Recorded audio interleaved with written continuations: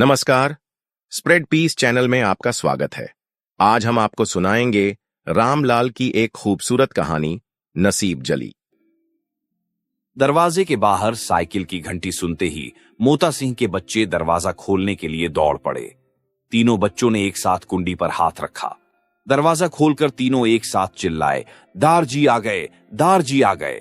और फिर तीनों एक साथ ही अचानक मोता सिंह की साइकिल पर सवार हो गए। एक आगे बार पर, दूसरा गद्दी पर और तीसरा पीछे कैरियर पर। मोता सिंह हंसता हुआ दाखिल हुआ, बीवी की तरफ देखा। वो धूप में सुखाने के लिए रखी हुई दाल समेट रही थी। धूप सहन में से होती हुई ऊपर दीवार की तरफ जा पहुंची थी। धूप रोज उसी वक्त बुर्जी पर चली जाती थी। मोता सिंह भी रोज उसी वक्त वर्कशॉप से घर लौटता था। तेल के बड़े बड़े धब्बों वाली खाकी कमीज, नेकर और मैल से स्याह चिकट बूट पहने हुए उसके चेहरे पर हमेशा मुस्कुराहट खेलती हुई, स्याह सफेद बालों से भरी भरी दाढ़ी मूंछ के अंदर से उसकी मुस्कुराहट जैसे छन छन कर बाहर आती और देखने और मिलने वालों को निहाल कर देती। जिस चादर वो तंदुरुस्त, तवाना और शोख मिजाज था, उसकी बीवी उतनी ही कमजोर और कमगो थी। 5 बच्चों को जन्म देने के बाद उसके जिस्म में तनकर खड़ा होने और चलने की ताकत नहीं रही थी। उसके खूबसूरत कुद और आजा की दिलकश मुनासिबत से अंदाजा होता था कि उसकी जवानी कियामत रही होगी। इन तीनों बच्चों के अलावा जो बाप की साइकिल पर सवार थे, 2 लड़कियां बड़ी थीं। सबसे बड़ी का 2 साल पहले ब्याह हो चुका था। उसे छोटी 10वीं जमात में पढ़ती थी। वो रसोई में बैठी अंगीठी फूंक रही थी। बाप की आवाज सुनते ही बाहर निकल आई और बोली, दारजी, आज एक खाती आया है पाकिस्तान से। पाकिस्तान से? मोता सिंह ने हैरानी जाहिर की। किसका खात है मंजीत? मंजीत कमरे के अंदर दीवार पर सजाकर रखे हुए गुरु ग्रंथ साहिब के पीछे से एक लिफाफा निकालकर बाहर ले आई, जिस पर पाकिस्तान गवर्नमेंट के टिकट लगे हुए थे। बाप के हाथ में देती हुई बोली, पता नहीं किसका है, उर्दू में है, मैं तो उर्दू जानती नहीं। बच्चों ने बेकाबू होकर साइकिल को गिरा देना चाहा। मोता सिंह के हाथ से खत गिर गया। उसने जल्दी से साइकिल मंजीत के हवाले की और खत उठाकर सहन में पड़ी हुई एक खाट के किनारे पर बैठ गया। एक हाथ से पगड़ी उतारकर घुटनों पर रख ली, दूसरे हाथ से लिफाफा के अंदर झांका और तह किया हुआ कागज खींचा। एक फॉलस्केप कागज था, दोनों तरफ लिखा हुआ, उतरो उतरो, नहीं तो गिरा दूंगी। मंजीत ने भाइयों को साइकिल पर से उतारकर साइकिल बरामदे में खड़ी कर दी।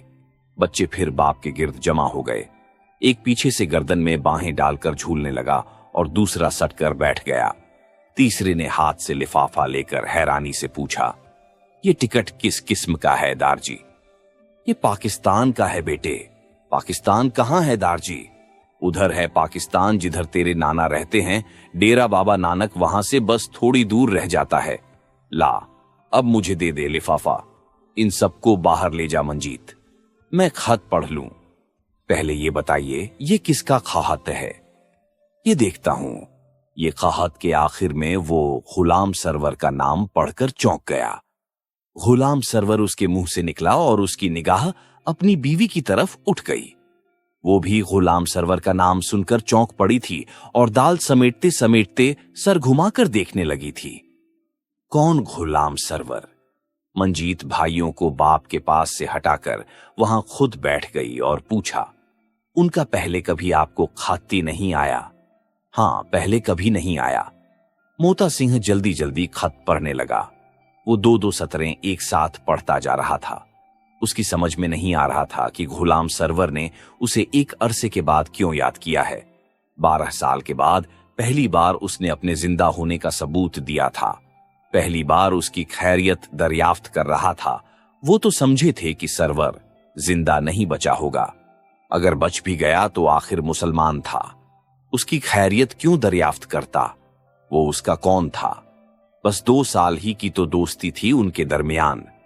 जब वो एक साथ वर्कशॉप में फिटर भर्ती हुए थे, एक ही वर्कशॉप में उन्हें जगह मिली थी। एक ही बैरक में एक दूसरे के पड़ोसी बने थे, सिर्फ 2 साल के लिए। और अब इस कलील मुद्दत पर 12 बरस का बहुत गहरा, बहुत ऊंचा मलबा पड़ चुका था। इस मलबे के नीचे उनके कितने मुश्तरका कहे, सांझे मजाक और बहुत सारी यादें दफन होकर खत्म हो चुकी थीं। वक्त एक गहरा, तेज और तुंद और बार बार रास्ता बदल लेने वाला दरिया भी है, जो अपने तूफानी बहाव के साथ सदियों की जमी हुई धरती के बड़े बड़े चट्टान से टुकड़े अलग करके काट काट कर बहा ले जाता है और फिर जर्रा जर्रा करके यहां वहां फेंक कर इस धरती की हस्ती खत्म कर देता है, नामो निशान तक मिटा डालता है। इस मिट्टी की अपनी खुशबू नहीं रहती, अपना संगीत मर जाता है, किसी को याद नहीं रहता। यहां एक बड़ी इमारत थी, वहां एक बहुत बड़ा मैदान था, उधर एक पहुंचे हुए कूर की कुब्र थी, इस तरफ एक बहुत बड़ा मरघट था, एक आलीशान मवेशीगाह थी, जहां मीलों दूर दूर से देहाती आकर यहां ढोर डंगरों की खरीद ओ फरोख्त करते थे, मेले में जमा होकर नाचते और गाते थे। झेर ए आब पड़ी हुई धरती के सीने पर मनोमिट्टी आकर पड़ती जाती है। हाथ पढ़ते पढ़ते मोता सिंह की आंखों में आंसू आ गए। गुलाम सरवर ने उसे कभी भुलाया नहीं था, इसका पता कई जराए से दरियाफ्त करता रहा था। 20 दोस्तों से पूछा था, किसी ने जवाब दिया था तो पता नहीं बता सका था, किसी ने जवाब नहीं दिया था। मोता सिंह कई साल हुए अमृतसर की वर्कशॉप से तब्दील होकर दिल्ली में आ गया था, किसी को उसका पता आसानी से थोड़ी मिल सकता था। गुलाम सरवर ने उसके पते की खोज अपने मुल्क में मुकीम हिंदुस्तानी हाई कमिश्नर की मदद से लगाई थी और उसे वो दिन याद दिलाया था जब फसादात की मारकाट में गुलाम सरवर अपनी बैरक में तन्हा रह गया था। उसके बचने की कोई सूरत नहीं रही थी। रात को वो दीवारें और छतें फलांगता हुआ मोता सिंह के घर में आ कूदा था। उसके चेहरे पर मौत की जर्दी छाई हुई थी, कोई दम में उसका खात्मा हो जाने वाला था। उसे मारने के लिए उसके कई पड़ोसी उसकी तलाश में घूम रहे थे। मोता सिंह के पास वो किसी उम्मीद पर नहीं आया था, उम्मीदें तो खत्म हो चुकी थीं। आंखों में मुरव्वत रही थी न दिलों की मोहब्बत। सरहद के दोनों तरफ एक अजीब सी दीवानगी और वहशत का दौर दौरा था। ब्रहना तलवारें, नेज़े, गंडासे चारों तरफ मसरूफ ए रक्स थे। बिजली की सी चमक के साथ कौंधते और आंख झपकने की देर सर तन से जुदा कर देते थे। वो मोता सिंह से कुछ भी नहीं कहना चाहता था। मोता सिंह भी उसे कत्ल कर सकता था। अपने भाइयों और बहनों के कत्ल और अगवा का इंतकाम उसकी बोटी बोटी अलग करके ले सकता था। जिस वक्त वो दीवार पर से लटक कर धम से जमीन पर गिरा, तो उस वक्त मोता सिंह अपनी रोती हुई छोटी बच्ची को सीने से लगाए उसे चुप कराने की कोशिश कर रहा था। यही मन जीत थी, वो बची। उसकी बीवी बरामदे में चारपाई पर लेटी हुई थी। सहन में धप की आवाज सुनकर दोनों चौंक पड़े थे। वो समझते थे शायद मुसलसल बारिशों की वजह से दीवार का एक हिस्सा गिर गया है। मोता सिंह ने करीब जाकर देखा तो वो गुलाम सरवर था। जमीन पर घुटनों के बल गिरा, उसे घूर घूर कर देख रहा था। फटी फटी आंखों से जो मौत की तरह खौफनाक थीं, नाउम्मीद थीं। दोनों में से कोई भी नहीं बोला। खामोश दोनों एक दूसरे को देखते रहे। एक दूसरे को पहचानने में कोई गलती नहीं कर रहे थे, ऐसी कोई वजह भी नहीं थी। बस सिर्फ जबान बंद थी। दिलो दिमाग पर बहुत से बोझ पड़े हुए थे। किसी से कुछ कहने की जरूरत नहीं थी। दोनों समझते थे, दोनों जानते थे। कुछ देर तक मोता सिंह खामोश खड़ा रहा। जब गुलाम सरवर की तलाश में निकला हुआ हुजूम दरवाजे पर पहुंचकर दस्तक देने लगा, तो गुलाम सरवर ने एक सिसकी लेकर सर नेहवड़ा लिया। मोता सिंह उसे बचाना भी चाहता तो अब ये उसके बस में नहीं था। फसादी उसका दरवाजा तोड़कर अंदर आ जाना चाहते थे। उन्हें मालूम हो चुका था कि गुलाम सरवर इसी क्वार्टर में कूदा था।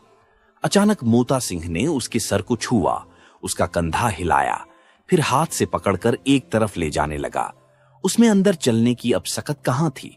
घुटना जख्मी हो चुका था।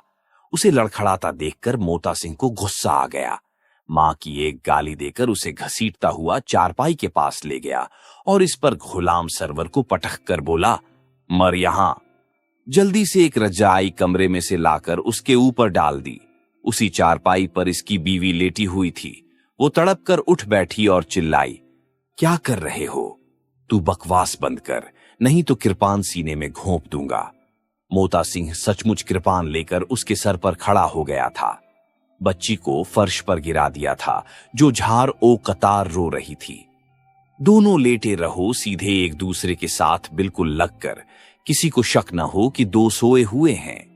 ये सुनकर गुलाम सरवर और मोता सिंह की बीवी की रगों का खून मुंजमद होकर रह गया। दोनों के जिस्म बिल्कुल सुन्न होकर रह गए। बेहिसो हरकत रजाई के बाहर सिर्फ मोता सिंह की बीवी का चेहरा था। वो फटी फटी आंखों से उसकी तरफ देख रही थी, समझ गई थी पागल हो गया है। उसी वक्त बहुत से लोग दीवार फांद कर अंदर आ गए थे। दरवाजा खोलकर उन्होंने और भी बहुत से लोगों को अंदर बुलाया था। सहन में तिल धरने की जगह नहीं रही थी। हर एक के हाथ में कोई न कोई हथियार था। हर शख्स गुलाम सरवर की जान लेना चाहता था। लेकिन गुलाम सरवर वहां कहां था? उन्होंने घर का कोना कोना छान मारा था, फिर हैरान और मायूस होकर वहां से चले गए थे। गुलाम सरवर ने लिखा था, मुझे आज भी उन लम्हों की याद आती है तो मेरा खून उसी तरह रगों के अंदर जमने लगता है। खुदा की कसम तुमने वो काम किया था जो ऐसे हालात में मैं कभी न कर सकता, कभी न कर सकता। मेरा सर तुम दोनों के आगे ताजिंदगी झुका रहेगा। मैं अजमेर शरीफ में चिश्ती वाले खवाजा के उर्स में शरीक होने के लिए आ रहा हूं। इस महीने की 15 तारीख को फ्रंटियर मेल से दिल्ली पहुंचूंगा। एक दिन क्याम तुम्हारे घर पर करूंगा। तुम मुझे स्टेशन पर जरूर मिलना। खुदा जानता है तुमसे कहने के लिए मेरे दिल में अनगिनत बातें हैं। मिलोगे तो सब कह सुनाऊंगा। अब तो तुम्हारी दोनों लड़कियां सियानी हो गई होंगी, शायद शादी भी कर चुके होंगे उनकी, और भी बाल बच्चे होंगे तुम्हारे। उन सब से मेरा अलग अलग प्यार कहना। भाभी साहिबा की खिदमत में सलाम अर्ज है। मेरे भी 4 बच्चे हैं, खैर से बड़े बड़े हैं। मिलने पर सबकी कैफियत सुनाऊंगा, मिलना जरूर, वरना तुम्हारा घर ढूंढने में मुझे बहुत दिक्कत होगी। तुम्हारा गुलाम सरवर। मिस्त्री, फिटर, ग्रेड अव्वल, मशीन शॉप, लोको मुघलपुरा, NWR, मगरिबी पाकिस्तान। खत खत्म हो चुका था। खत को तह करके वो लिफाफे में रख रहा था। उसके चेहरे पर गहरी फिक्र पैदा हो चली थी और एक किस्म की सख्ती भी, जैसे उसके चेहरे की ढीली ढाली जिल्द अचानक तन गई हो। उसकी बीवी दोनों हाथों में एक छाछ में दाल बटोर कर लाती हुई उसके पास खड़ी हो गई। शलवार कमीज और दुपट्टा में दुबला पुतला जिस्म, हल्के हल्के स्याह बाल जो अपनी चमक खोकर अब मुरझाए हुए नजर आ रहे थे। चेहरे पर जर्दी सी खूंडी हुई थी। उससे बोली, ये वही गुलाम सरवर है जो अमृतसर में हमारी बारक में रहता था। मोता सिंह ने बीवी को घूरा। उसकी आंखों में एक अजीब सा खौफ उभर आया, फिर उस खौफ पर दृष्टि और नफरत छा गई। उसने जवाब दिया, हां। क्या लिखा है उसने?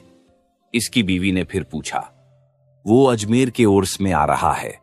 कहता है तुम्हारे घर भी आऊंगा मिलने के लिए, लेकिन मैं उसे यहां नहीं लाऊंगा। क्यों? यकायक उसकी बीवी ने छाछ फेंक दी। दुपट्टे को मरोड़कर दोनों हाथों के गिर्द इस तरह सख्ती से लपेटने लगी जैसे किसी की गर्दन मरोड़ रही हो। कड़क कर पूछा, बोलो, उसे यहां क्यों नहीं लाओगे? मामा, तुम्हें क्या हो गया है? मंजीत घबराकर परे हट गई। मोता सिंह भी घबराकर चारपाई से खड़ा हो गया, जैसे वो कहीं पागल तो नहीं हो गई थी। बोला, मंजीत की मां, मैं उससे मिलूंगा भी नहीं। उसके सामने जाते हुए शर्म सी महसूस होती है। बिफर कर उसने खावंद का गिरेबान भी पकड़ लिया। तुम्हें शर्म महसूस होती है? आज शर्म महसूस होती है जब मैं बूढ़ी हो गई हूं। 12 बरस पहले शर्म नहीं महसूस हुई थी जब मैं जवान थी। तब तो तुमने मेरी छाती पर किरपान रखकर मुझे खामोश करा दिया था। मैं अपनी छाती के अंदर पड़े हुए इतने बड़े फट को आज तक नहीं भूल सकी। तुम्हें भी वो फट नजर नहीं आया कभी? कैसे नजर आ सकता था? ये नसीब जली मैं ही हूं जो आज तक चुपके चुपके रो रो कर सिसक सिसक कर उस घाव की परवरिश करती रही हूं। मैं उसी दिन मर जाती, उसी वक्त जान दे देती, लेकिन तुमने मरने नहीं दिया। तुमने मुझे दिलासा दिया था, तुमने मुझे यकीन दिलाया था। उस बात को कभी याद नहीं करोगे, कभी नफरत नहीं करोगे, कभी ताना नहीं दोगे। आज तुम्हें उससे मिलते हुए शर्म क्यों आ रही है? तुम्हें यह सोच उस वक्त क्यों नहीं आई? मेरी भी कोई शर्म है, मेरी भी कोई इज्जत है। मेरा जख्म आज फिर फट गया है। मेरी इज्जत मिट्टी में आज फिर मिली है। ये कहते कहते वो झार झार रोती हुई सीना को भी करने लगी और धम से बैठकर अपना सर फर्श के साथ टकराने लगी। आप सुन रहे थे रामलाल की रोचक कहानी नसीब जली।